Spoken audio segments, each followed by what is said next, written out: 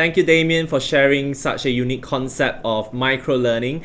And we will now take this time to have a quick fireside chat with some of the speakers that have presented earlier. For the next 15 to 20 minutes, we will talk a little bit on the impact of tools, technology, and pedagogy in the future of education. So please help me to welcome back the following presenters.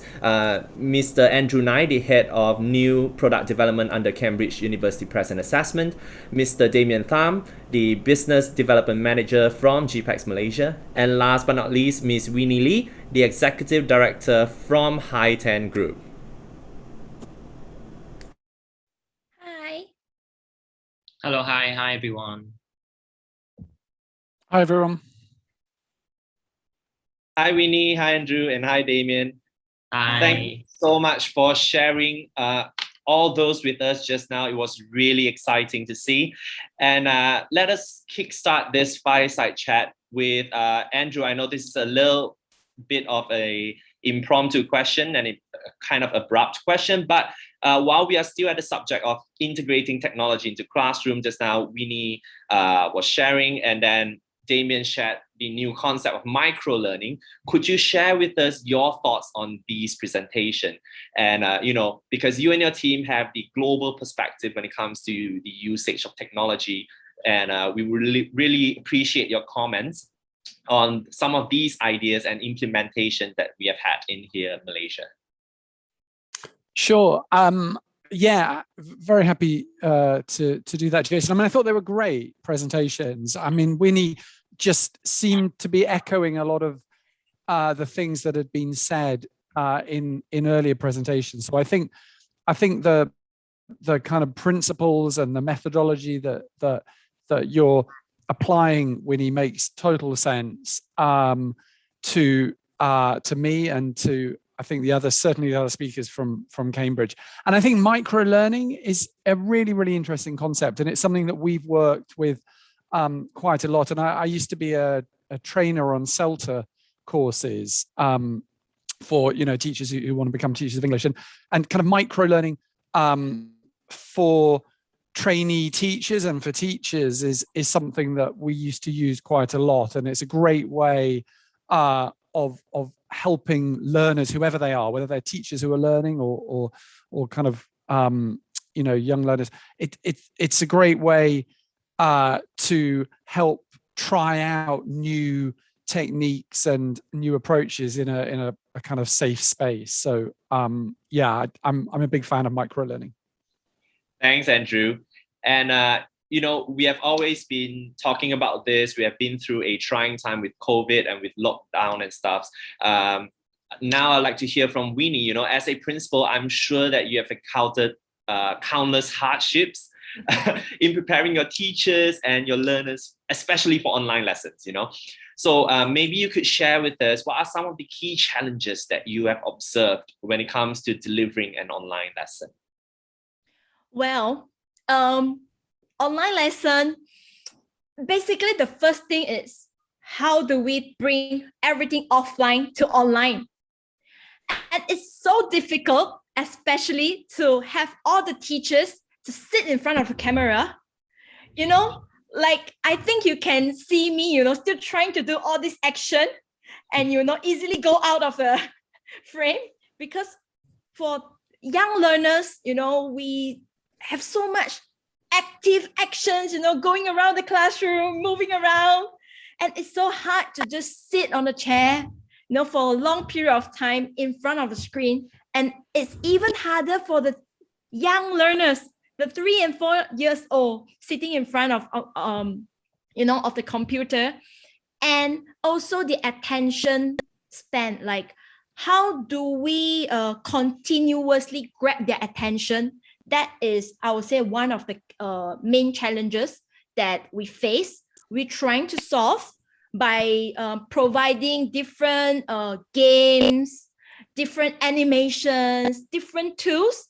But we are, like, every month we try to look for innovative ways to grab their attention. And we are, luckily the COVID is getting better. If not, to be honest, I'm stuck right here. But, because I'm out of ways to grab their attention. Yeah. Yeah, I would say that, these are some of the key challenges that we face. Yeah.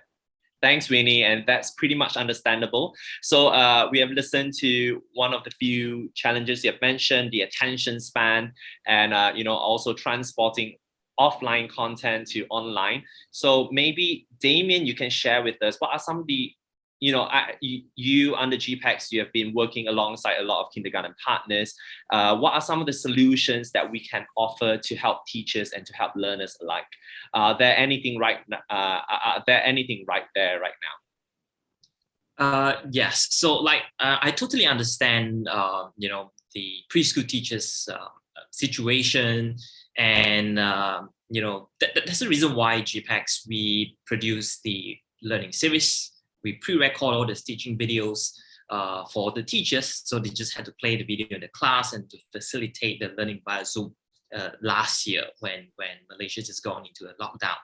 But I attended one of the webinar organized by Cambridge University Press. So the speaker, Mr. Alan Davenport, said that before pandemic, the whiteboard is the tool that the teachers use to deliver their knowledge, to conduct the lessons. But now moving into online learning, so I think the teachers, they should change their way in delivering their lessons. So it is no longer same as what they are normally use or not. They normally practice in the classroom. They use the whiteboard, but now the screen is their weapon, is their tool. So they need to the mindset, they need to change a bit. And then and Cambridge University Press, they did a really good job by producing a presentation class for teachers to be used. This interactive whiteboard software, it comes with a complete course content, teachers' resources, audio, for the teachers to conduct effective lessons, so that they don't need to prepare any PowerPoint. So I think this is one of the very good tool and the solutions both GPEX and Cambridge University Press we can provide to all the kindergartens. Mm-hmm. Yeah, thanks, Damien. And after analyzing some of the feedback we have received yesterday, a lot of teachers and principals, they are still struggling a lot in delivering on lessons, and the next question I would like to ask is towards Mr. Andrew. Being a renowned assessment body for the English language, Cambridge Assessment English, how can Cambridge Assessment English potentially help teachers in delivering their online lessons? Maybe you can hear some thoughts from you. Sure. It was such a challenge. Honestly, I just have so much respect for teachers having to deal with what happened, when the pandemic hit. And I think, what we saw initially, teachers were just kind of being overwhelmed with advice and suggestions, and they kind of had to deal with all of that whilst teach their classes. And I think kind of one good piece of advice that we were kind of giving teachers a lot at the beginning was just stick to the techniques that So, if you're used in a face-to-face classroom to being very learner-centered and making everything about the learners, well, carry on doing that online. There's no need, just because you're now online, to think that, you have to be kind of dominating the online space. Make it about the learners online, just as you would face to face. So sticking to the techniques that I think is really important, rather than kind of throwing everything out and trying to learn everything new, because that's just totally unrealistic. So once we managed to kind of try and reassure teachers and calm them down, then there are a lot of things that we were trying to help with in Cambridge. So obviously, teachers want, and they always want, practical things to help with tomorrow's lesson or next week's class. And you know, on our website we have a load of resources that can help with that. But there's also a need for more kind of structure, for some kind of framework to help teachers with teaching online and to help beyond just tomorrow's lesson or next week's class. And there's a few things that that we've worked on to help with that. So there's a website that we started a few years ago called The Digital Teacher, which if I actually put the link in the chat. And The Digital Teacher is, we started this a few years before the pandemic hit. And on that site, you'll see things like training on there, like, for example, how to integrate Kahoots into lessons, product reviews. There's blogs on there to hear about the experiences of other teachers. And also there's a framework, the digital framework, which, you know, it's a bit like if you went into a pharmacy and just kind of picked drugs off the shelf, I mean, you just end up with completely random things that didn't do you any good.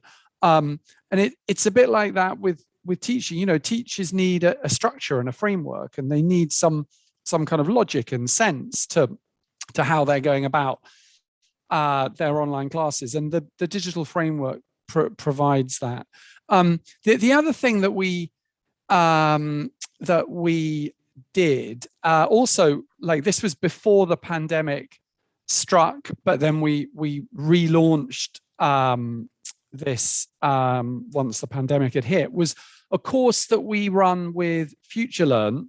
It's a MOOC, a massive open online course. If people are familiar with MOOCs, it's called Teaching English Online. We created it in partnership with FutureLearn, and more than 250,000 teachers have already taken this course. It lasts for 4 weeks. It's about 5 hours of study a week. It's free, and it gives teachers the skills and the knowledge and the digital tools that they need to teach in an online environment. And there's actually a course running at the moment. It's in week 2 of the course at the moment, but you can still sign up and you can still join that course. So those are some of the things that we've been doing. Obviously, you know, the kind of dealing with the immediate needs, but also helping think in a more structured way about some of the principles that that teachers need. All right. Thanks, Andrew, for such a great advice, and also for the great works that Cambridge Assessment English is doing. We do have time for one last question. So I'd like to ask Damien about this. Earlier, you shared a very interesting concept on micro-learning, and you mentioned slightly about effective online teaching and learning through integrating, you know, pedagogy and also technology by through micro-learning. So could you elaborate further, you know, what does it mean to have an effective lesson through micro-learning? Yeah, well, micro-learning is effective. I believe micro-learning is effective because actually it relies on the basic human fundamentals to deliver instruction. So small lessons are easier to digest, and then you can, you know, access to the knowledge easily. And then so by using micro-learning, the more a person repeats and uses the information, then the more likely they can retain what they have learned in long term. So micro-learning takes the advantage of the fact that, you know, smaller chunks of information are easier to review and to repeat. So by using this approach, then the students are less likely to experience a cognitive overload. So the overload of information actually, you know, leads to a reduction in learning. So, you know, at any given time, a person can only learn so much, at least for myself. Then, yeah. So if, let's say, when you have too much information overload, then you probably can't learn much.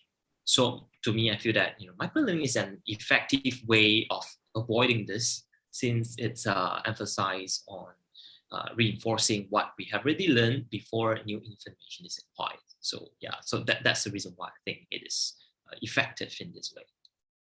All right, thank you, Damien. And that's all the time that we have at the moment. So thank you very much, Winnie, Andrew, and also Damien for your time here to talk to a little bit more about this topic. Thank you, guys. Thank you so much, everyone. Thank you for your time. Thank you. Bye-bye.